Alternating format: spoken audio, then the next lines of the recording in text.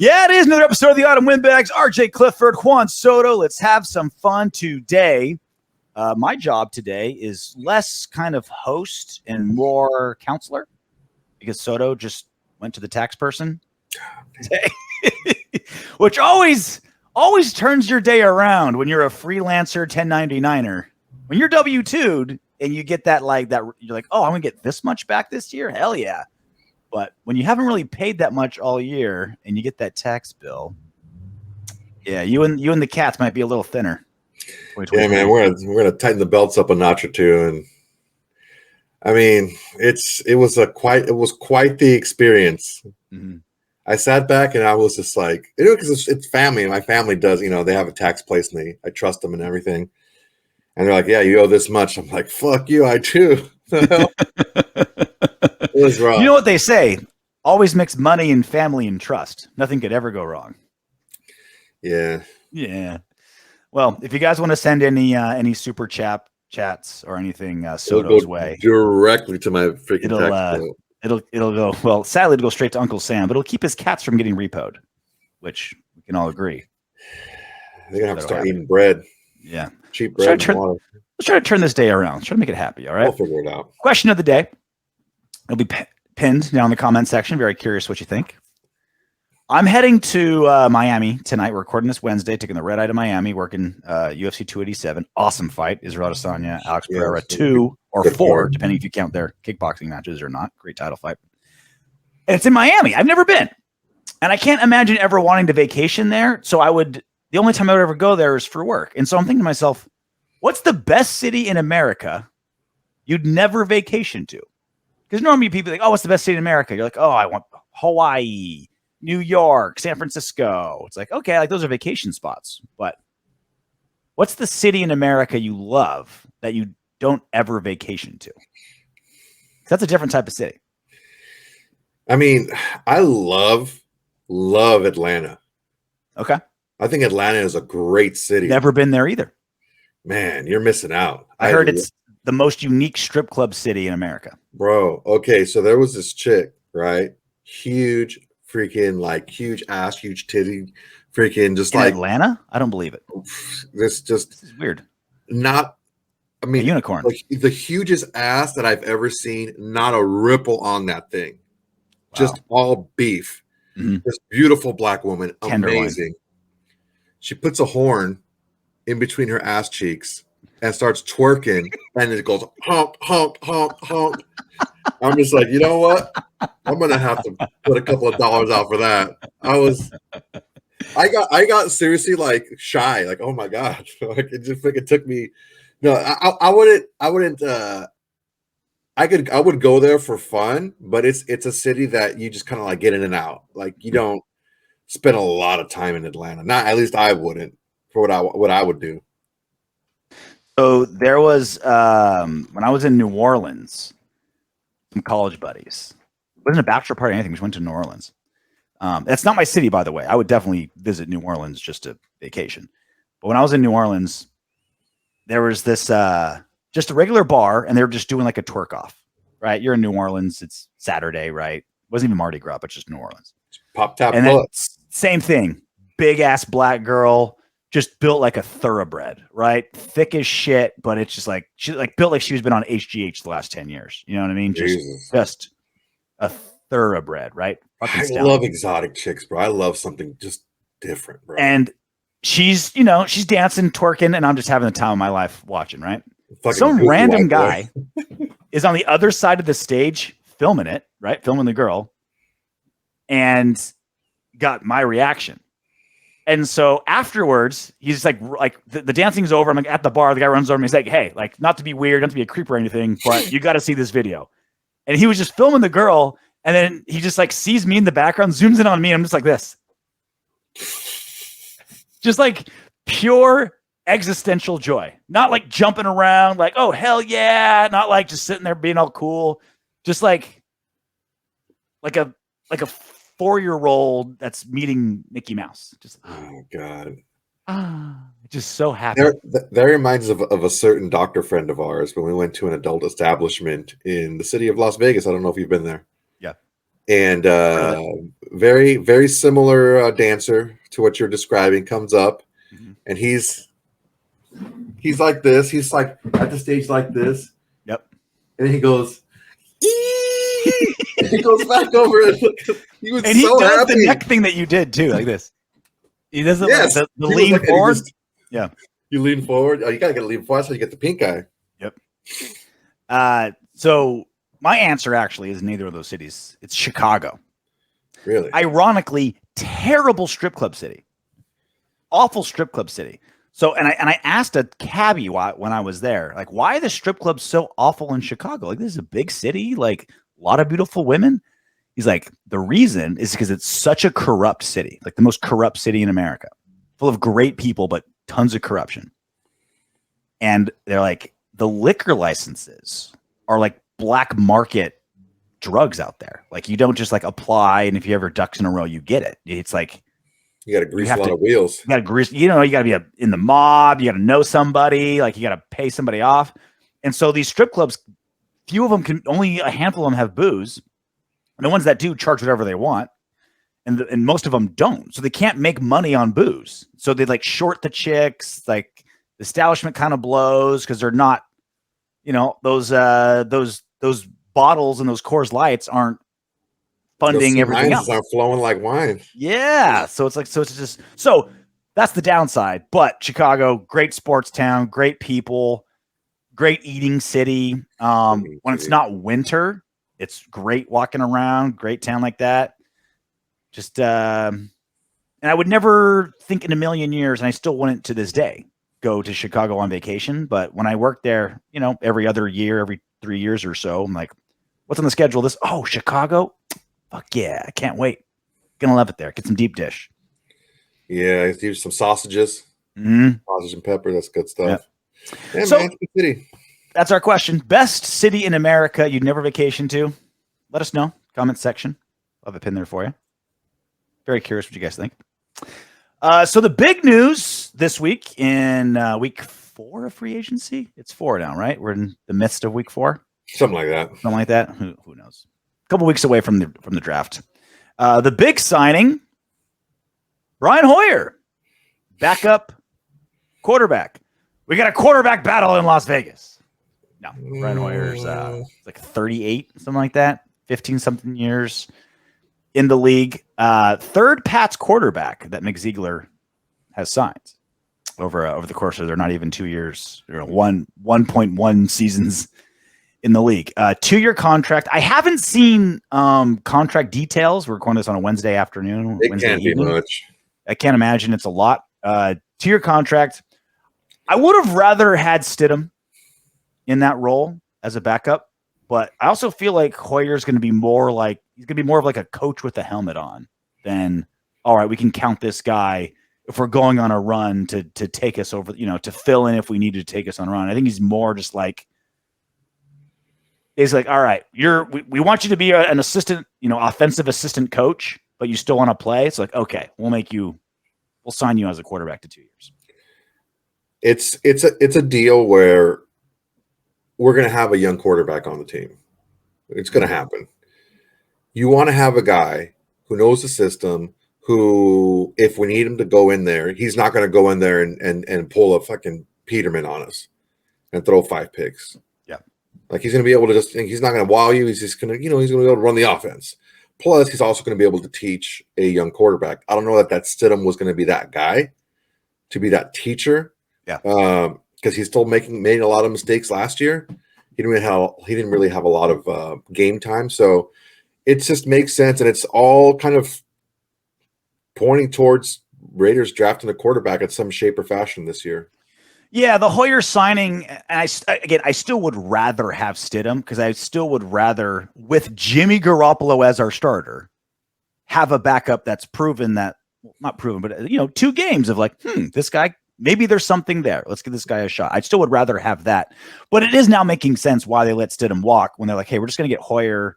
He's going to be more of a coach than a guy that we can like lean on. Because with Stidham, there's like, I was willing to see, could this guy be our guy, right? Let's give him enough shots. Let's give him a shot. Let's see if he can be the give him the shot to be the guy. Hoyer, there's 0% chance of that.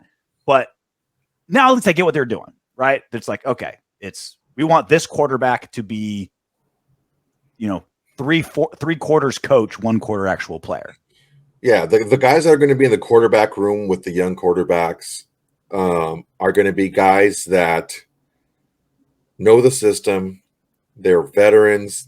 They've won games in the league, and they know how to prepare. Like they're professionals. They're gonna give good habits. You love to give good habit, don't you? I like to eat the habit. You get good habit. Are we going to have like 4 quarterbacks on the roster? Does this mean Chase is going to be gone? Like, let's assume we draft a quarterback, right? Which is, I think we're kind of probably like, there's a lot of, again, it's so hard to tell all these pre-draft rumors because misinformation is getting spread on purpose. Mm-hmm. GMs don't want other GMs to know what they're thinking, blah, blah, blah, blah. Like, we're both in agreement, trade down. You need volume, right? We need bodies more than spending resources on that. But, drafting a quarterback in the first round is a very, very real possibility for the Raiders. So that would be 4 quarterbacks on the roster. A lot of teams only keep 2.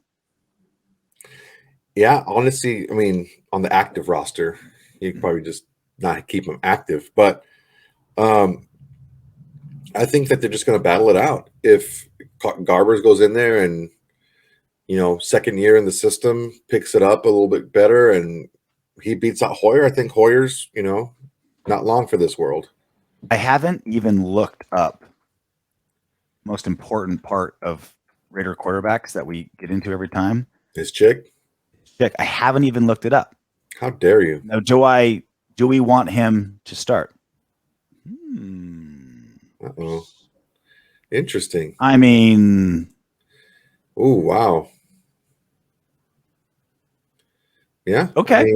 I mean, that's an NFL quarterback's wife right there. It's no Mrs. Stidham. It's no whatever porn star Garoppolo's banging. Bro, look at me. Look at me. I would. I'm not throw her out of bed for eating crackers, man. No, like maybe it's just a really good shot of her too. She's kind of a normal.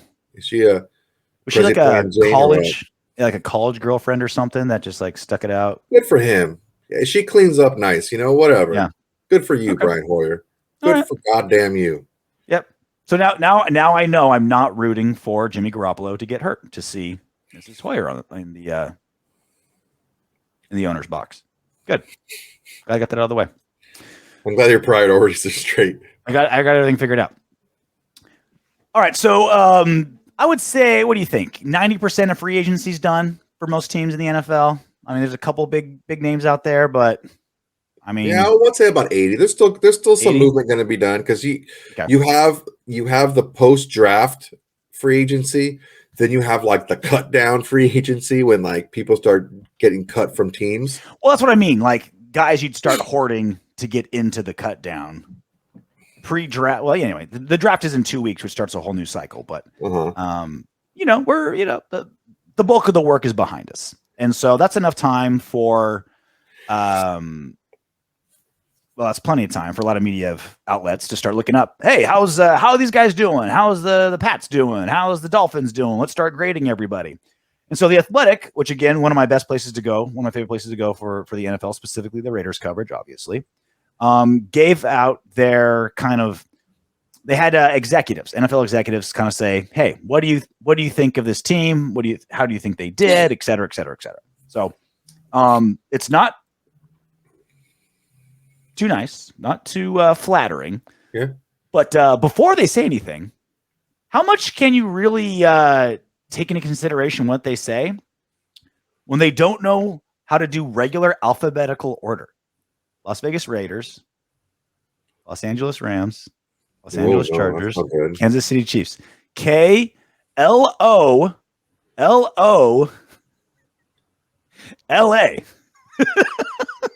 Yeah. That shouldn't see. I was the editor-in-chief of Tap Out Magazine 15 years ago, however forever lifetime ago. So little things like that still get me. Bug you? Little tiny, they're like, oh, you don't even know alphabetical order, and I'm supposed to take what this executive says to heart. Okay. That editor needs a strong talking to. Okay. Anyway, that is behind us. I'm not going to read the whole thing, but there's enough stuff to. There's 2 big points I want to get to. I'm very curious what you think. The Raiders have pointed to new quarterback Jimmy Garoppolo's leadership and winning history as the reason they pursued him. But Garoppolo is coming from a 49ers franchise that ranked 9th in combined EPA on defense and special teams during his time with San Francisco to a Raiders team that is ranked 32nd over that span. We are very aware. Thank you, Athletic. It'll be interesting to see how they protect Jimmy because it won't be outside zone and play actions off of it, which protected him in San Francisco. Not to mention the line, while it improved over the season, still a bottom half type of unit with the most injury-prone quarterback in football. How worried are you? Do you follow this executive's worry that protecting Jimmy Garoppolo is going to be a major problem? There's not an obvious plan to do it. I'm not so much worried about there not being a plan. I think it's a worry for any execution and plan.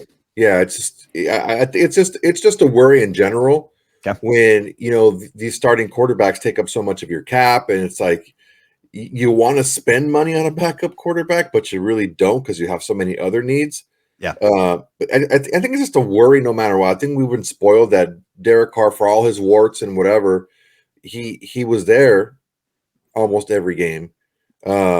He missed 3 starts in 9 seasons. Yeah. Wish he would have played better in the ones that he did play in. But Zing, Jimmy G. 4-time Pro Bowler. Yeah. Half the seasons. How many times was he voted in? 4 times. How many times was he voted in? No, once. No, I think he's there, man.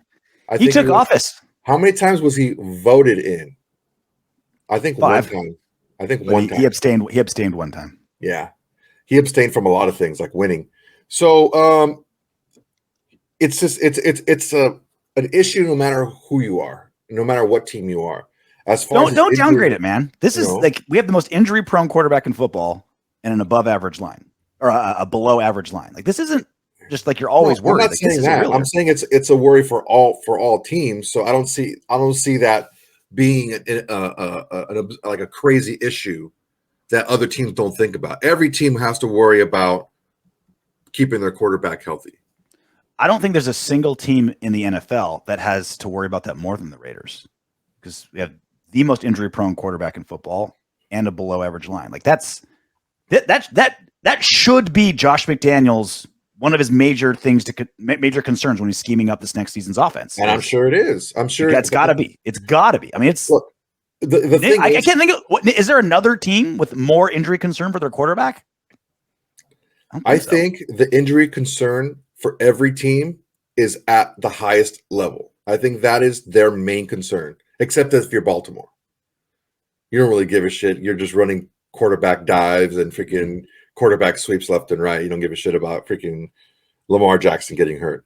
But that's a cop-out answer, man. I'm not trying for it to be a cop-out answer. There's different levels of worry, right? To agree with you, and you want me to say negative things about Jimmy G. What I'm saying is the issue of getting your starting quarterback hurt is a dire issue for every NFL franchise because I don't know if of any NFL backup quarterback that's going to go in there and do half as good a job as the starter. Is there a single team in the NFL that's more dire in this situation than the Raiders? I think I would say no. If you want it to be, okay, we're half a percentage point more dire than everybody else. But everyone else is the same thing. Do you see any top teams freaking winning a bunch of games with their backup quarterback? No, but my point being like when you have a really durable quarterback or like a really young quarterback or a really great offensive line. Does that mean you take less time protecting them? And then you can say, okay, we can have our tight end run. We can have our tight end run a route instead of blocking. We can have our running back run a route instead of blocking. Like that's a much, much bigger issue for the Raiders than I would say every other team. Again, you're not reckless. No team is reckless with their quarterback, but when you got a guy that's only played 1 full season and because of injury, you need to address that. Like you need to change your offense to address that. And that's gonna, in some ways, handcuff our offense. And it should, because that's what we signed up for with Jimmy Garoppolo. And that's why, and luckily it's feeling like, we're building an offense that can do that. 3-step drop, get the ball out to a playmaker, right? Mm-hmm. Devontae's going to get open right away. Hunter's going to get open right away. Jakobi's open shit up, hand it off to the leading rusher in football, right? Like we got skill players that can hopefully do that. So that's kind of my point, right? Is like that truly is an issue. To answer that executive question, I don't know how they're going to do that. I'm thinking it's 3-step drop, get it to your playmaker, keep Garoppolo from short, shattering an ACL. Passes, which is what he's good at, which is what he does. Isn't it a concern? Of course it's a concern, but it's a concern that goes beyond the durability of your quarterback. It's just a concern in general. The other thing that he brought up, this is the executive quoted, anonymous executive. The Raiders have been building for so long, tearing it down with each new regime. This is a team that had Derek Carr and Khalil Mack and Amari Cooper. John Gruden came in, wanted his guys. Josh McDaniel came in. Now he wants his guys. Maybe they should have a coach who can work with the guys they've got. Now Darren Waller is gone too. And this is the big zinger, and this is one that made all the headlines. They want familiarity, but they have downgraded in every way. It definitely does feel like they're going familiarity over pure talent, which in general is smart, right? Like if you can build, like no team can afford the best of the best at every position. There's a salary cap, right? You just can't do it. So you're like, okay, these guys are a lot cheaper because they're terrible at X, but they're really good at Y. I just need a bunch of guys that are great at Y. They can be terrible at X, Z, A, and B. I just need guys great at Y, right? We can get those guys cheap, and I can do the system around it. So I understand what's happening. But if that's the case, then the system has to be phenomenal. If you're saying we can let talent go to save money by getting the exact puzzle pieces to the puzzle we're building. I think what this unnamed exec is missing is this regime tried with the old players. Mm-hmm. And I had a live that I documented where JMD did adjust his system by throwing the ball deeper and calling for more deep shots, and he doesn't normally do that. Mm-hmm. So he did try to do a little bit things that are more suited to what the players on the team were more comfortable with or were comfortable with doing. Yeah. So they did run it back. They tried. Waller showed that he was unreliable, injury prone, and just not producing the way that, there's that. Derek Carr showed, whoever you want to blame, he didn't have a good year. And that was like a year for him to show that, hey, I can get this done. And he didn't. Those are two of the big moves. Jimmy G is not a long-term answer for us, but you need to have something in there because you have Davante Adams, 2 more years under contract. You just want to waste it. You have 2 years, this year and next year, where you can franchise Josh Jacobs. Do you want to waste it and just okay, we're going to tear everything down and we're going to just get a rookie in there and see what happens? No, like you want to bring a guy along. That's his philosophy. Let's bring a young guy in and let's bring him along the right way, if you want to call it that. So it's not like they're just bringing in their own guys just to bring their own guys. They're not signing them to 5-year deals. They're not breaking the bank for these guys. They're bringing the guys in on very modest deals because they want to build, but they also want to give themselves a chance to win now, which is one of the issues that we had last week, where you're like, no, a tear down is you tear everything down. Well, no, not necessarily. You have a good offense, and if you want to try to win now, do what you can to build up that offense to give yourself a chance to win, but you want to build long-term defensively so it can catch up to your offense. And unfortunately, we don't have a lot of depth there. There's a lot of things that the issue that we're having that a lot of people aren't talking about.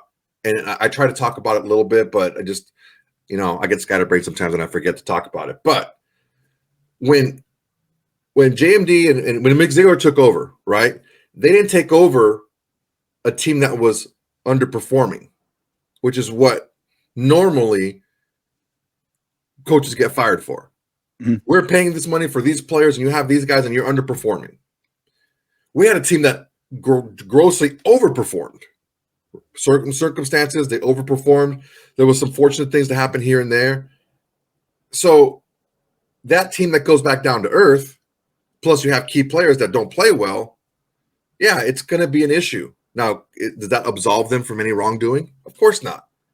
But when you're talking about in the scheme of, these first-year coaches did really well. How come we couldn't do well? Well, because those teams have a lot of talent and they underperformed, and that's why those coaches were gone.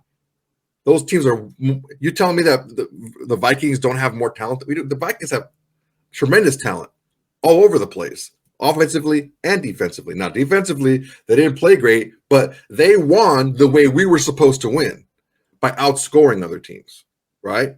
You have the Dolphins, who were talented but underperformed, got rid of their old head coach, and a new coach came in that had a more talented team.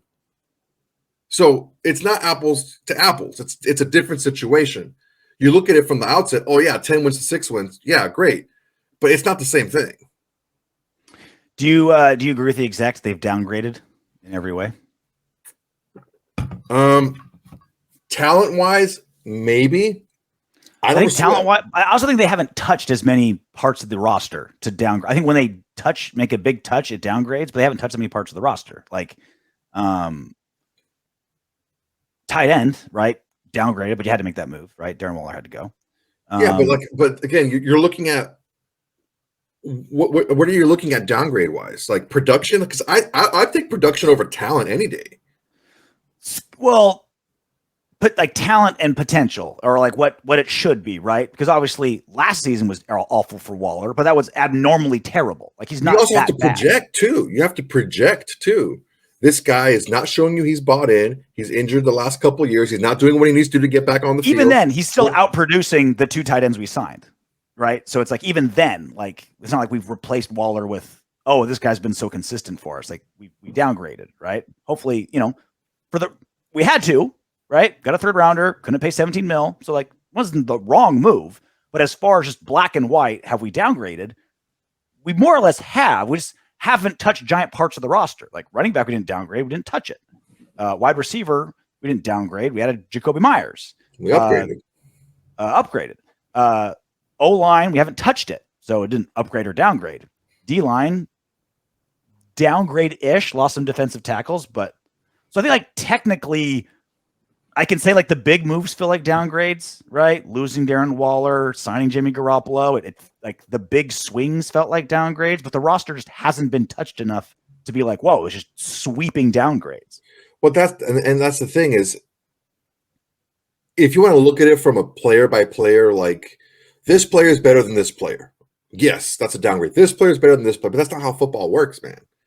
It's how are you going to play? Yeah, you're more talented, but can you do what we're asking you to do? Can you do what the system is asking you to do? Can you do what the offense is asking you to do? That's always saying great players play great. Like you got to get great players. It's the players. You're always saying that. Yes, and we have great players on offense. We have great players on offense. And do I want players? Do I want players? Of course I do. We have players on offense. Now we need some players on defense. We have one. Then we need more.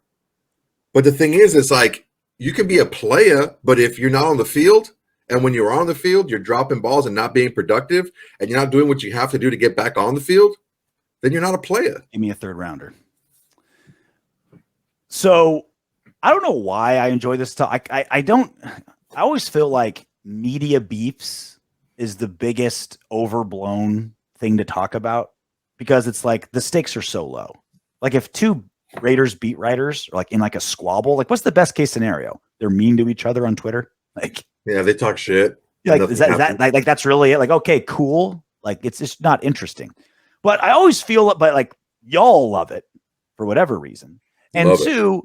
I also feel like just kind of like a media 101 lesson every now and then is important because we're in a unique space, right? We're like YouTube creators, right? I hate the term because it feels like we're just like making shit for the sake of making shit. We have stuff that we really want to say. We hope you guys really enjoy listening to it. But there's like so many different roles in media, right? If anyone says like the media and refers to like everybody, they're trying to sell you something or they're dumb, right? The media is so different. There's YouTube creators, there's tape guys, there's beat writers, there's television analysts, there's broadcasters, there's our homie Raiders posts who just makes funny memes and shit constantly, right? There's all sorts of like things under media, right? And being any one of those is fine as long as you're good at it. Unless you're just like trolling people or lying or whatever, like there's a role for all of that. And so I really liked this back and forth. Vic Tafur of The Athletic reported that because of everything that happened with defensive lineman Jalen Carter at Georgia, the incident, obviously with Henry Ruggs 2 seasons ago, he did a report that the Raiders have crossed off Jalen Carter as potentially being our number 7 pick. He makes that report, and then he subtweets this when NFL Rumors tweeted about the report. I wrote that Carter wasn't an option for them at number 7. Team will likely have someone write a rebuttal soon. When I saw this, I chuckled because it made no sense for the Raiders to want the other 31 teams to know that they're not going to draft Jalen Carter, right? Like you don't want people to know that, right? You don't want any team to know any of your plans in the draft ever, at all. And so when Vic Tafur made that report, I was like, oh, Raiders can't be if the report's true, Raiders can't be happy that it's out there. And so Vic Tafur kind of tongue-in-cheek tweets this out. Team will likely have someone write a rebuttal soon. You know how long soon was? Seconds. 6 minutes. It was literally 6 minutes later. March 30th, this was last week, 5:49 p.m. Vinny Boxignori tweets 5:55 p.m. 6 minutes later, Vinny Boxignori tweets out, just spoke to Josh McDaniels and he reiterated what he told reporters about Jalen Carter on Monday. Contrary to a recent report, the Raiders are doing their due diligence on Carter, who remains on their draft board. Carter will meet with Raiders as one of their 30 visits in April. I love this back and forth. This is the part that's interesting to me. Not because they're emotional with each other. Vinny and Vic are both pros. Not that they're like backbiting each other, but it shows where each one of their roles are. Vic Tafur is an independent beat writer. He doesn't get a lot of scoops because he doesn't really do those kind of favors for the Raiders. He tries to be as independent as possible, and it hurts him a little bit that he doesn't get favors, but it helps him that we can rely on him to be pretty independent. You're like, all right, this probably isn't Raiders propaganda. It's probably what he really found. And I can understand that and be like, okay, I can look at it that way. Vinny Boxignori is deeply in bed with the Raiders. When they want something, when he says something, it's what the Raiders want to be out there. It doesn't make him good or bad. I know that, oh, wow, he gets a lot of scoops. Like, okay, wow, Josh McDaniels, Dave Ziegler, Mark Davis, Raiders executives, they want this out there. Okay, good, cool. But I also know that, all right, he's often just taking dictation from the Raiders and maybe have to read between the lines. Again, neither one of them good, neither one of them bad. But in this world where there's so much media available to us, so much access to all sorts of different types of information, it's up to us as individuals to parse through it. And this was just a great example, Soto, of you're just a purely independent writer and a guy who has the ear of an organization. And why, and we know exactly why they're giving conflicting reports. Vic Tafur found something out. The Raiders didn't want it out. They had Vinny write a rebuttal. That's assuming that what Vic said is true. Well, if it wasn't true, then why would the Raiders have Vinny tweet out a rebuttal 6 minutes later? Because Vinny hit him up and said, hey, man, this is what's out there. What's true? Is it true or not? I mean, I don't believe any of it. This is lying season. I don't believe any of it. When it comes to the actual, are we going to draft Jalen Carter? You're like all this, whatever, like this whole thing. I do believe Vic was told by someone because he's not going to just make it up. Okay. Yeah. But do I believe that he's off the board? No, I don't believe it. I think that Vic touched on something that happened internally because we wouldn't even mention this story, this show. Oh, Vic Tafur reports that the Raiders are out on Jalen Carter. Like, we wouldn't even touch that. Like, it's just one of a million rumors out there. It's nonsense. Never would have even bothered our time with it until Vinny Boxinori basically confirmed the report by being the guy who had to jump in 6 minutes later and write a rebuttal on behalf of the Raiders. I didn't care about it. I didn't think true or false from Tafur's report until Vinny tweeted it. To me, it does. Okay. I don't believe any of it. Do I believe that Vic was told? Yes. Do I believe Vinny was told what he was told? Yes. Do I believe they're out on him? No.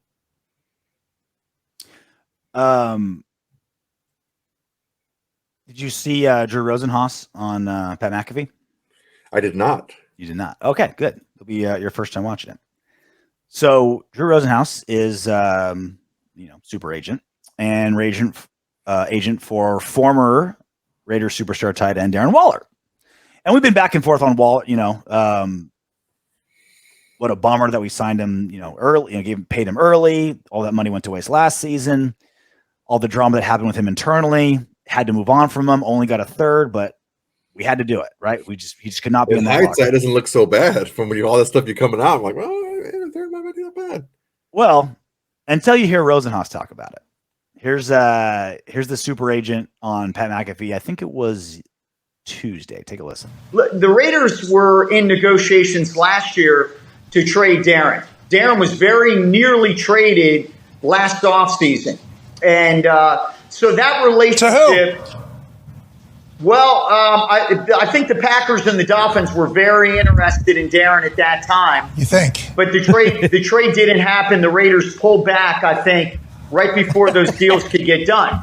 Now, with that being said, Pat, Darren did sign a contract last offseason, right before the season started, correct myself, where he became the highest paid tight end. So much respect to the Raiders for doing that. Darren had 2 years left on his deal, and they made him the highest paid tight end in NFL history. After shopping him. That's a good deal, hey, Drew. No, wow. That's not an easy deal. It worked out. Like, Rosenhaus knows what he's doing, right? He's coming on there. He's like, hey, great job, Raiders. Hey, Darren Waller's going to be awesome. And he spent the next 5 minutes talking about how great Darren Waller is and how cool his podcast is and his music and all that shit, right? We don't care about that. His music is awful, by the way. Huh? His music is awful. You've mentioned that. I haven't worked up the courage to do it. I feel like it's like looking up an ex's old Instagram stories. It's like, I don't want to be that guy. But that's Drew Rosenhaus doing a polite victory lap on the Raiders. It's like, you guys were shopping him. You were willing to trade, to lose him, to have him play somewhere else, and then gave him the biggest tight end deal in NFL history with 2 years left on his contract. We agree that they paid him way too early, and that's what kind of dug this hole where we had to bail on him for a third rounder. The way Rosenhaus made it sound, I can hear it. I can hear the wheels in his head turning. He's like, look, I want every player who's listening to this to know what I'm capable of. This franchise was going to try to not get rid of, maybe, but they were very willing to part ways with Darren Waller. And then I got them to give my client the best contract ever for the position 2 years early, or definitely 1 year early, with 2 years left on the contract. That's Rosenhaus doing a fucking victory lap on the Raiders, but doing it very politely. Good job, Raiders. Congrats. You did the right thing by paying him. Yeah. If your head's in the sand and you're just a kind of a fly-by-night fan and don't know what's going on, that would seem like it's the case, but it's definitely not the case. What part? Fucking JMD and Mick Ziegler wasn't shopping Waller befon they signed him. That was Gruden and them. That was Mayock. That wasn't. No, he said this was last offseason when McDaniels was already out. When McDaniels and Ziegler already signed. I don't know, man. I think it was the season before. I didn't cut it. I didn't for time. I didn't want it to be a 4-minute clip. But he said last offseason at the beginning of or at the end of last offseason. I can look up the whole thing if you need to. It was definitely at the beginning of last offseason Okay. Because he got signed just very shortly after that trade stuff on that timeline. That's what he does. Let him do his thing. So when I don't get. See, the thing is, I don't know. Because I don't consider myself a media guy. I don't think I'm not. I'm not like a media guy. I make content and I give my opinion, and that's it. None of this stuff really registers to me. I know that you really get geeked about it, and none of it registers to me whatsoever. Well, this part does, because when I say things like, I'm worried that Dave Ziegler is in over his head. Like, I'm kind of concerned about that. Not trying to get rid of him, not trying to fire him, just looking at what he's done in 1 season and 1.5 off seasons. This looked bad before I saw this Rosenhaus interview. Like, we paid him a season early and it bit us in the ass. And then hearing his perspective of it, where like, they had trades just about ready, backed out, paid him a shit ton, and then only got a third for him a season later. This isn't me being a hater, being negative. Dave Ziegler, as a Raider, has a track record as the Raiders GM that's not great. Not saying he can't turn it around. God, I hope he does. First year as a GM, gonna take some lumps probably, right? But his track record hasn't been great. And this isn't me being negative Nancy about it. It's looking at each transaction he's doing and saying, these are a lot of screw ups. These are a lot of rough moves. And this was probably the worst one. So I listened to Mike Tannenbaum a lot, former GM for a couple different places, works for ESPN. Great football name. Yeah, right? Great football name. He says, and he said it a bunch of times, you send feelers out for teams, for players all the time. Mm-hmm. Players that you wouldn't think that you would want to trade. So is it possible that they were trying to get rid of Darren Waller before the season started in the offseason? Was it possible? Yeah, it's possible. Mm-hmm. Is it also possible that they were just seeing what they can get for him? Window shopping him. That's also very possible, because players better than Darren Waller, more higher profile than Darren Waller, that happens too. And Mike Tannenbaum has said it out of his own mouth. Mm-hmm. That happens all the time, that you just want to see what you can get.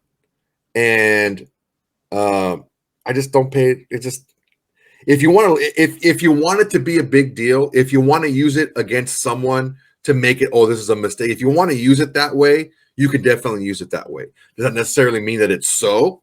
No. I want to know what our brand new GM, who's never been a GM before, has got. And the only way you do that is by results, right? What has he done? How's it played out? What's he paid? This is important. This is very important when we're saying, like, all right, what do we make of Dave Ziegler? Well, track record, like, this was bad. Let's say it's best case. Let's say it's what you said, Soto. Absolute best case scenario. Best case scenario is at the rate that Ziegler and McDaniels were just like, let's just see what we can get for Waller. We're not going to move on. Let's just see what we can get. All right, cool. If we get wild, we get wild, right? Yeah. Now we know. If someone makes us an offer we can't refuse, okay, we'll move on. But we're really not that interested. Let's say that's the best case scenario. They still paid him at least a season early, and then it all fell apart. I agree that was a mistake. Right? Yeah. So even best case scenario, this was a bad look for Ziegler. If it was average or worst case scenario, it's a terrible look for Ziegler. And all I'm doing is I'm remembering all the transactions of this regime so we can grade them as we go. Okay. And this is an important part. Maybe what I would like you to do is say 2 positive things that he's done, because you say you're not super negative. So then give me 2 positive things that he's done. He didn't fuck up Devontae Adams. No, that's a double negative. No, positive thing. What did he do positive? Not what did he not do negative? Well, that's a big one, right? Because Devontae's what did he do positive? It's not what did he not do negative? I like the Hunter Renfrow signing. I know you don't. I like the Hunter Renfrow signing. I think he was fairly paid, and we locked him up. Young player, can do a lot of things. I like that one. I think the price on Garoppolo is okay. I think we did okay. I think he could have. I think the timing of Garoppolo was the biggest one. He didn't wait too late, right? He didn't move right away, right? And like when there's like desperate teams and they're waiting for big money, he didn't wait too late when quarterbacks started disappearing. Although it did kind of feel like that friggin' price goes. Yeah. Although I think Jimmy G and McDaniels knew that, like, look, we're better together than separate. This is the best spot. This is the best landing spot for me. Yeah. Because honestly, like, I don't think. What are your two favorite? Ziegler. They drafted one of the best 5 offensive linemen in the 3rd round. One of the best 5 guards, I think, wasn't it? It was one of the best 5 rookie guards. No, he made the all pro rookie team. Yeah, as a guard. Yeah. Well, one of the best 5 guards. You said lineman, but guards. Well, yeah, when he was one of the top 5, he was starting in the starting 5. Yep. He did that. I think to get for what these receivers are making now, to get Jakobi Meyers for $11 million a year, that was pretty good. I don't like the Jakobi Meyers price. I think it's not atrocious. It's not I don't think that you know his game. I haven't seen him play. I've seen him play as much as you have. I went back and watched him. And what did you say at the start of free agency? If they get another pass catcher, I'm going to lose my shit. And they signed Jakobi Meyers. After they got Jakobi Meyers. I know why they got Jakobi Meyers, because like 2 days later they traded away Darren Waller. What have I been saying? That he was the replacement for Darren Waller. They were going to get rid of Darren Waller, so they signed up Jakobi Meyers, and he's going to take that role. Because was Darren Waller really a tight end? No, he was a slot receiver. That's what he was. Yeah, it was a 6'6" gazelle. That's what he was. I mean, when he wanted to play, again, you're going talent over production. 2 years in a row. No, I'm saying he had to go. I'm just saying. No, but yeah, I know what you're saying, but that's so when you want to say that to kind of tilt the narrative that way. I'm saying he didn't produce that way. Okay, so a 3rd round guard and an $11 million wide receiver is his 2 best moves. I'm gonna say it's 2 his best moves. I think 2 good moves. Well, what are his 2 best? I asked you his 2 best. Are there 2 better? Did I ask you for his 2 best, or I just say 2 good things? Well, I asked you a different question. Because you're the expert on it, right? The Devontae Adams deal. I like getting, you and I could have done the Devontae Adams deal. Devontae did the Devontae Adams deal. All right, then we can just move on. Fuck it up is what happened. If you're just going to do that, then there's no. You don't think that's the truth? No, there's no point in me saying anything if you're going to just dismiss things and position it as fact. Yes, you or I could have done the Devontae Adams. Excellent. Yes, we could have done that, and we could have paid him and then done the contract the right way and all that stuff. Yeah, we could have done all that stuff. Absolutely, for sure. Because Devontae did the work. Okay. Ready for some Raiders news? Sure, man. If you want to figure whatever bullshit you're gonna twist now. You're getting your feelings this early? I'm not getting my feelings. I'm just getting pissed off because you're trying to play that role that you're Mr. Freaking, like, I'm in the middle, but you're just totally not. You're just being a freaking hater, but go ahead. I'm being a hater. Yeah, you're saying Ziegler's doing a good job as GM. I didn't say that. That's saying, what I'm at. Then how am I being a hater? All I've done is point out things that he screwed up, and you've agreed with them. We're not gonna play victim, RJ. We're not gonna do that. We're not gonna do the whoa. What am I doing? You know exactly what you're doing. And I'm not going to blow up about it. I'm pointing out the errors that Ziegler has made, and you're like, "Oh, he's a hater. He's a hater for pointing out mistakes he's made." No. That's exactly what you're doing. What I'm saying is, no, that's not exactly what I'm doing. Now let's clarify. What I'm doing is, if you're going to present yourself as being objective, you have to look at things objectively. Now, if you're going to look at things objectively, but only talk about the negative, that's being a hater, and that's what you're doing. I've pointed out the positives. No. Not that many. You were asked about the positives. So because the negatives have drastically outweighed the positives. RJ, if I would have let it go, the only thing you talk about is the negative that this regime has done. If I let it go, unless I bring up positive things, is a negative story, and so there's going to be a negative slant to it when you overpaid a tight end a season early. If you're presenting yourself as being objective, isn't your job to bring some objectivity to that? When they do something good, we talk about it. All right. When they do when they signed Jimmy Garoppolo, was I Mr. Negative? Oh, this is stupid. Oh, this is awful. Oh, I'm a hater. I'm going to find a way to shit on this deal. No, I was like, yeah, he's a guy. We were both exactly on the same page with Jimmy G. Okay, pretty decent price. We know where his ceiling is. Fingers crossed he doesn't get hurt. It made sense. We were exactly on the same page. On the biggest deal he did this offseason, we were exactly the same. So don't say I always bring up the negative when we were in lockstep with the biggest signing this offseason. Except you would always handcuff that with what are they doing with the defense? Yeah, that should be a major question all offseason. Okay, right. So what I'm saying is, even when you do bring up a positive, you find a way to tie it into a negative. When we do a Jimmy Garoppolo segment, when he signed, I'm not asking you to defend yourself because there's no defense here. Because you're not remembering what happened. When we did the Jimmy Garoppolo signing, we were like, we were in lockstep with each other. Like, okay, now let's move on. Free agency is still happening. What are we doing about the defense? Not a lot. That is an issue. Like, yeah, we're covering the entire team. And honestly, and you can acknowledge this as much as anybody, there's a lot of negative to talk about with this team, right? You say it all the time. There's nothing going on defensively outside of double X. Right? I never said that. You're putting words in my mouth. Okay. I never said there's nothing going on defensively. What I'm saying is you said there's one guy. You said your exact words were there's one guy. Where we disagree is, I think, and this is what I see a lot is when somebody doesn't agree with something, they don't look for the logic in that. They just say that's trash, that's terrible, that's bad. So you may not agree with what their plan and what they're doing defensively. It doesn't mean it's bad. It doesn't mean it's trash. You just don't agree with it. I don't like that their offense and defense are on completely different trajectories. Now, if they're going that's long what they were given, man. That's what Gruden gave them. No. Well, yes. Yeah, Gruden gave him shit, but they've also not done anything so far. They've signed a quarterback. They signed a semi-expensive wide receiver.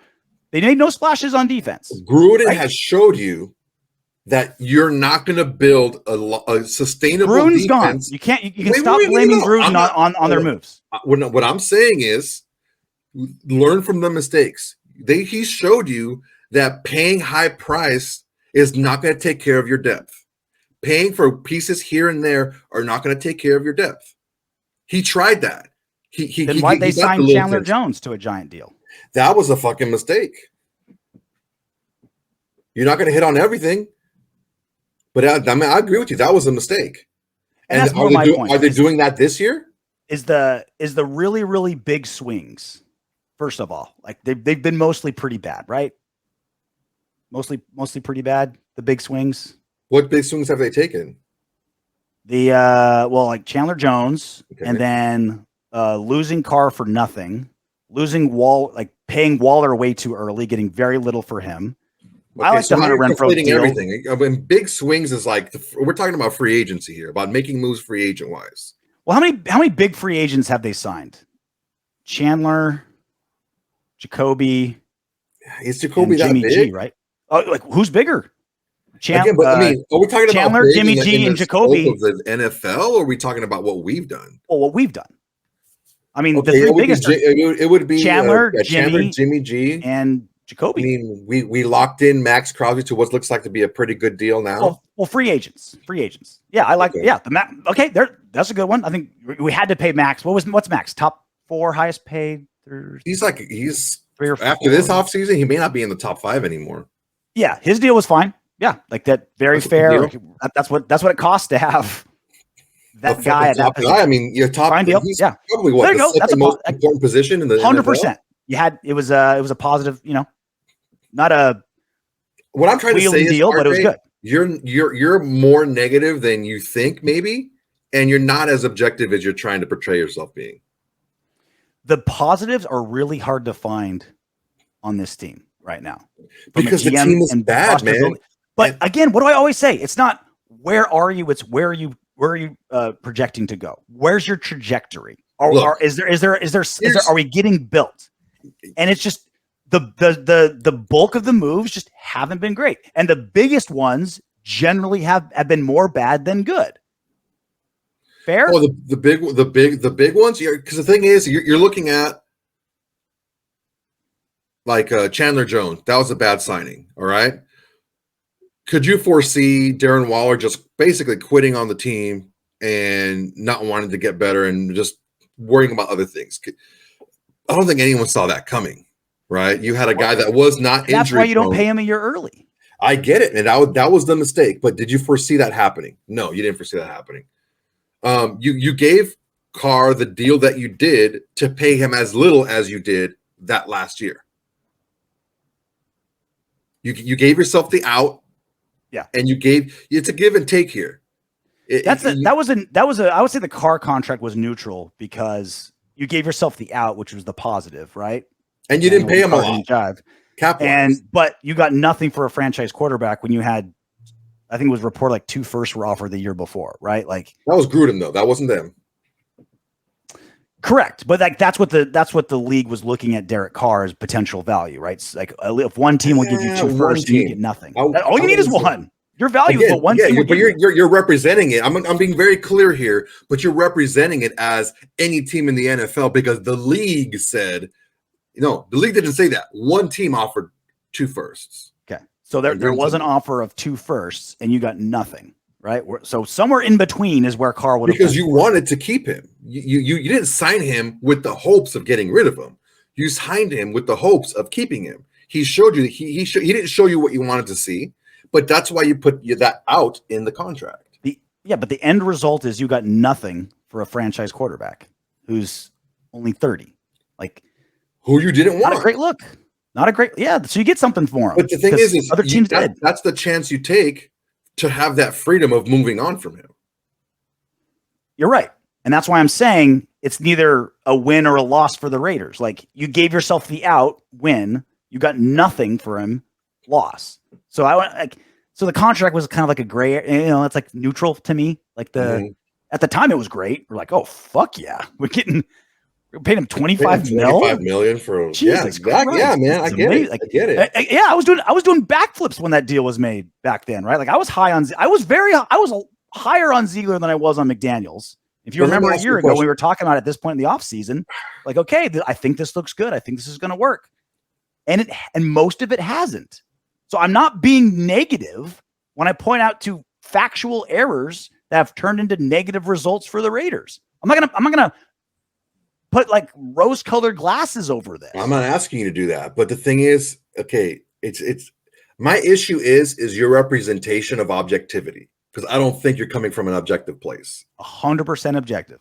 I was so you remember I was completely. I'm talking about you right now. I'm talking about you right in this second. I don't see there being objectivity because the results have been negative, and so I am stating what the results are. That hasn't affected my heart. I'm saying, Chandler Jones, bad move. Darren Waller, bad move. But by that explanation, you're intimating that there have been no positives. And we go over the positives at the time. Like but that's the thing, RJ. You have to understand the way you position things is always tilted towards the negative, even when it's not all negative. It's not all negative, but a lot of it is. And when there's positive, we talk about it. The Garoppolo one again, the biggest, the most important signing for any offseason or any franchise, the quarterback. And especially a free agent, expensive quarterback. We're like, okay, fair. I'm not going to get excited about Jimmy G, but all right. Yeah, it's exactly what you said. Very objective. Exactly how you did it as well. Because that's you and I are in lockstep about how we feel about the Jimmy G signing. So don't pretend like I'm negative about it when we're exactly. You know why? Because I'm about everything. Bad deal. Okay, I understand the logic behind it. Now let's move on. It didn't work out. We got to move on. Dave Ziegler hasn't earned the benefit of the doubt yet. He's been a GM for 1 year. I'm not going to give him the benefit. If he had 4 years of crushing, doing well and like, okay, rough off season, fuck Chandler, fuck Darren Waller. All right. He can take his lumps. Let's move on and get better. But he hasn't earned the benefit of the doubt. He's been a GM for 1 season. So when your window and your resume is this tiny, every little thing you do, I'm going to look at and extrapolate and, all right, what do we do now? Like, how are we judging this guy? Yes, because his resume is this small. It's 1 season. So when you squeeze a lot of negative in there, that's what's going to come to the top. I just think your definition of objective and my definition of objective is two different things. I get very excited about GM moves, good, bad, and middle. And when there's a lot of bad, yeah, I get really excited on the bad. When there's stuff to get excited about, I get really excited about the good stuff. There hasn't been a lot of good. I don't know that you haven't been that excited, but that's where we differ. And we differ, and that's okay. Little Raiders news. Okay. Report from Pro Football Talk of all places. Florio, it's not normally his can of worms, but according to PFD, per a source with knowledge of the situation, Bill Belichick has shopped Mac Jones to multiple teams during this offseason. We saw the recent reports how there's, animosity brewing between the two and things aren't all hunky-dory. Oh, that's really sad to see that New England. Shame. Sad face emoji. The full list of potential destinations isn't known. The teams mentioned as potential destinations were the Texans, Bucks, Commanders, and Raiders? ? We just signed Jimmy Garoppolo to a 3-year deal. He's getting $33 million guaranteed. There's no fucking way we're trading for Mac Jones, right? Like, this can't, no way, right? That's impossible. Again, I don't believe it. I think it's more just bullshit media. Is it possible that Bill Belichick contacted Josh McDaniels? Yeah. Maybe he contacted 4 teams or 5 teams, and the Raiders were on the short list of the teams that Belichick contacted. Does that make the story false? No. No. It's on the basis. I'm not saying the story's false. I'm saying there's no way that Dave Ziegler and Josh McDaniels are trading for Mac Jones. No way, right? No. Were they contacted? Sure. Well, I think they were contacted pre-Jimmy G, it sounds like. And they just want the Raiders to maybe still be there.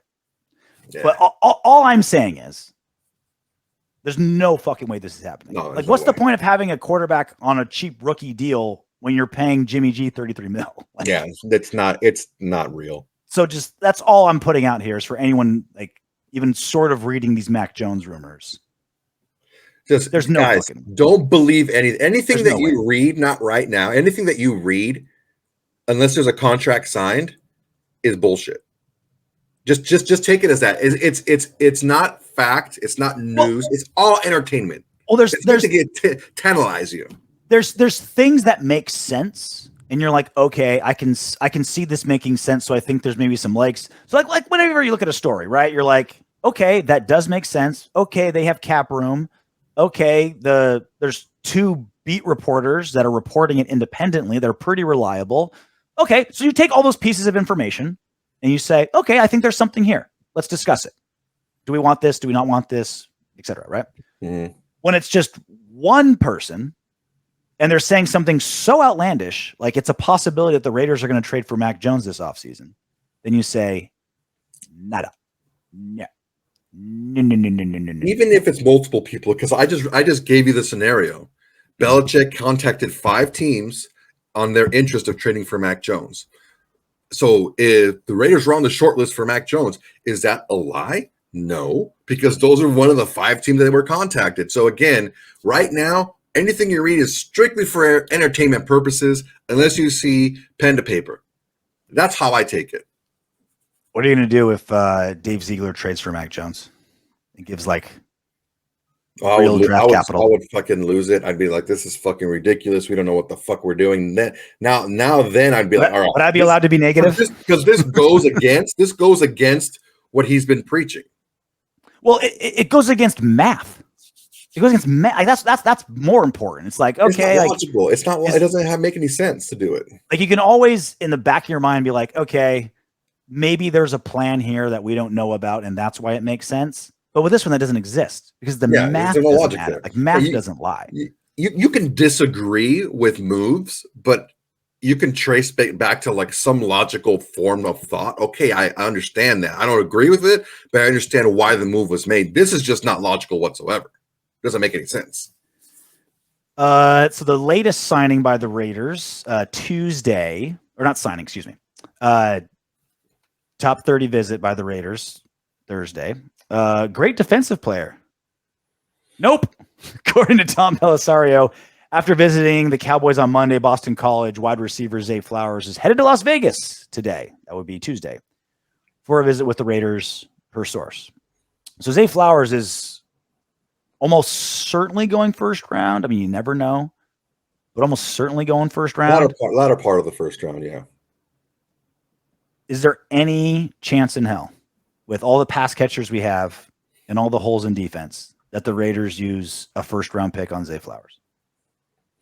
I mean, there's like a shoots and ladders like connection of things that have to happen, but I don't see it possible. You know, I've been hearing a lot of chatter about Hendon Hooker being drafted in the latter part of the first round, like a high 20s, 30-ish around there. Mm-hmm. Someone may I've heard the trade back strategy. I heard a stat that there's been 6 teams to trade back twice in the first round the last 20 years, and 5 of them are Bill Belichick or something like that. Mm-hmm. Or he just loves trading back. He'll trade back a couple times. He doesn't give a shit. We talk about all the time. Everyone's like, "Oh, Belichick is such a great drafter." It's like, no, he just hoards picks, and just like and you just cast the widest net possible, and you're going to get good players. So look, if we are in a position to draft Zay Flowers, we're probably going to be in like the 20s, draft wise, in the first round. Even then, the position. No, I'm not saying we should do it whatsoever. Yeah. What I'm saying is, if we would be in the position to do that. If we're in the mid 20s or later, in the high 20s or in that range, in the back 6 picks of the first round, we're probably going to pick Hendon Hooker. To be honest with you. Yeah, and that was always my plan, right? Trade back first as many times as you can. Get Hendon Hooker in the second. Both our plans, maybe he's not. Yeah, maybe he won't be there in the second. If you're nervous that he's not going to be there in the second, fucking take him in the first. Get that extra year of control. The only world I can see the Raiders drafting Zay is if they're trading Devontae. They're like, let's go younger. Yeah, that's part of the shoots and ladders. That's the only, and I'd be furious. You're like, fuck, get rid of one of 3 players on the Raiders I don't ever want to see go. Yeah. Raiders and what Windbags? Well, there's Max, Tay, and who else? Daniel Carlson. Daniel Carlson. Yeah, I can't. I'm gonna tell AJ Cole next time I see him. Yeah, I mean AJ's awesome, right? But AJ's tall as fuck. Big UFC fan too. I've seen a bunch of UFCs. He's like 6'6", right? He's tall as hell. Yeah. A lot of ammo. Let's do it. What up, Windbags? I'm down. Tucker K. Tucker Dick. I felt like this was this is talking about Darren Waller on the Darren Waller video. There we go. I felt like there were times when Darren Waller, was checked out of games and the team. Many times I remember Carr having to tell him what side of the formation he was to be on, numerous drops. It just got me thinking, like, I know like in hindsight, we're like, yeah, Darren Waller was checked out last season. Something's not right, right? In hindsight, we were feeling that way. Were we feeling that way at like week 3? Were we like... You killed him. You crushed him at the Titans game. Okay. You crushed Darren Waller. I went to that game, and I saw like he was literally in that. I was sitting at the end zone where he dropped 2 touchdown passes, and the one that bounced off his hands for the. But I know I crushed the performance. No. Yeah, you were crushing him. That you said that he's dropping balls. If we're going to pay him this much, he has to be a better part of the offense. Well, and he dropped another long ball. Yep, he dropped another one. But was I crushing? I was crushing the performance. But was I saying stuff like, I think there's something wrong with him? I don't think we knew. It was too early in the season. Okay.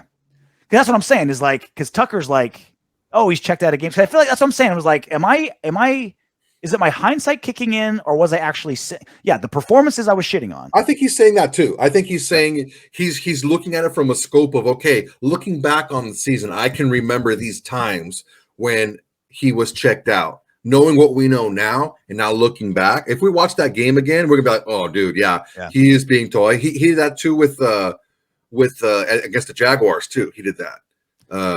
When was the first time you thought, all right, this is more than Waller just kind of like, having a bad game? Like there's something going on in that locker room, something going on with Waller. Something's when he was supposed to come back against the Rams and he didn't. Me too. I'm like, all right, this is bullshit. When his injury report was like, yeah, his IR's extended with back, hamstring. It's all bullshit nail. things. Like, yeah, it's all soft tissue shit that you can't really say yes or no. What? Like something's up. Fine. Like I wasn't full like, okay, let's move on. There's something wrong with the locker room. But that was just like, there's a lot of question marks. This is weird. Yeah, we both said like, dude, why is he not suiting up to this game? Like he should be suiting up. Steven Richardson, this is a comment on the Mark Davis interview about Ziegler and McDaniels. That interview sounds scary to me. It sounds like Dave Ziegler might be gone before Josh McDaniels. I brought this one up only because I never thought of them. I always think of them as a package deal. They came together, they're friends, and they're working lockstep. It never even occurred to me that maybe one of them gets fired this season, one of them stays. I always thought that, they're probably taking the same share of credit and blame for everything. Can you see that happening? Could you see Ziegler getting fired this season, but McDaniels staying? Or vice versa? Yeah, I think the more honestly, I think typically the owner is more tied to like the management, which would be the GM, than the head coach, typically. But their job's a little like, because the GMs, because head coaches are always going to be judged by their wins and losses, right? Yeah, now, right? Yeah, like wins and GMs losses are like 3 to 5 year plan, this and that, what we're doing to build, and you can, as a GM, you can pitch shit like, look at this great contract, and look what we're going to do in the future. Look at these draft picks I got coming up. Yeah, we're losing, but look, GMs can massage it a little bit.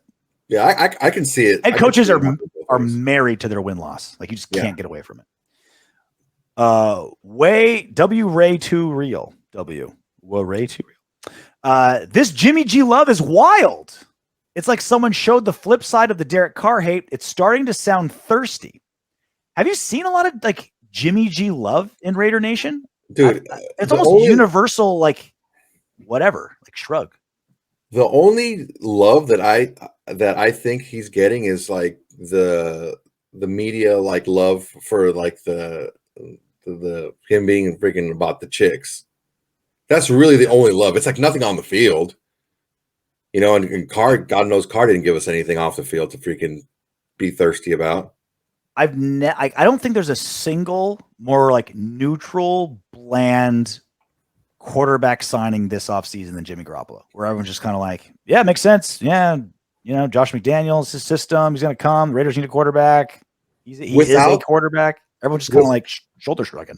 Yeah, I mean, without the injury history, Jimmy G has a track record of going to a very bad team and making them good. Mm-hmm. He went to like he was traded to an 0-8 49ers team. And he went 5-3. Mm-hmm. So everyone wants to talk about, he only won games because they were the 49ers and they were good. They weren't always good. There's a reason why they traded for him mid-season. Like they were bad, really bad. Shanahan almost lost his job bad. Like this is the reason why. So play-wise, I think he can get the job done because he's shown that he can. But one thing he hasn't shown is to be able to stay on the field. So that's why that's the neutrality. His play, I don't think anyone has an issue with how he plays. Does he throw the ball deep a lot? No, he doesn't. That's really not his game. Can he? I'm sure he can if he wanted to, but I don't think that's his game. Where people are balancing out his play and his winning ability is with his availability. Yeah, and he's got some pretty colossal fuck ups too. Like that's the other thing is like I always thought of him as like, yeah, steady Eddie. Like he's on the field, right? If he's healthy, always that like everything about Jimmy G is with that giant if, right? If he's healthy, he's like, yeah, like he won't get below this. Like he'll give you, the ceilings, we know where it is. It's pretty low, but the basement's really high. But you're always going to get 2 or 3 like colossal fuck ups a game. Like I was talking to a couple Niner buddies of mine, and they're just like even when he does something great, you're like, okay, something's bad's going to happen. Like he's not quite the steady 80 we're hoping, but like keeps the interceptions pretty low. knows his role, right? Like knows his role in the offense. We'll see. Again, I'm not seeing people going crazy. And it's so weird having a quarterback that's not polarizing for the first time in 9 years. Like you go from like the most polarizing player in the NFL in Derek Carr to everyone just kind of like shoulder shrug. Yeah, Jimmy G. Okay, here we go. See what happens. Yeah, I think they've moved that hate on to Mick Ziegler. Yeah, maybe. That's what I'm seeing. Yeah. Where's the Carr hate gonna go? Yeah. Zeke. It's a fire that won't be put out. It's got to go somewhere. Yeah, because unless they win the Super Bowl, it's like, dude, these guys are trash. They're terrible. It's like, come on, guys. I would say opposite about Raider Nation. If they're even semi decent, Raider Nation's like the media jumps every time the Raiders are on a little bit of a win streak. The media jumps on it. I think it's the opposite. I think when the Raiders even kind of do a little. I'm not talking about media. I'm talking about the fans. Me too. I'm talking about the fans. I'm talking about general sports fans, NFL fans, Raider fans specifically. They're gonna do what you're doing with the Devontae thing. Oh yeah, well, like it's the players that are doing it, and just in spite of this, in spite of that, they just get happy with wins. Like you get a 3-game win streak, and Raider Nation's doing parades. I hope so. I hope we have a lot of those next year. Me too. And whenever we do, we get really, really happy because it's been, let's be honest, been 20 years since a playoff win. Been a while. All right, that's it for us. I'll hop on a plane here shortly. We'll continue. When is the draft? 16? 24th. 20-something? Oh, they pushed it back, didn't they? 24th is Thursday. NFL draft 2023, that first round. What? No, 24th isn't Thursday. 7th. 27th, April 27th. So 3 weeks. 3 weeks of the NFL draft. We'll see how this team starts to shape up before then. And of course, that's the big banger in Kansas City, of all places. Great place for a party, I guess. Let's do it. Until then, you're not gonna live here with me. Hey, you made it to the end of our video. Great job. I know you want more. Go ahead and click the next video and don't forget to subscribe.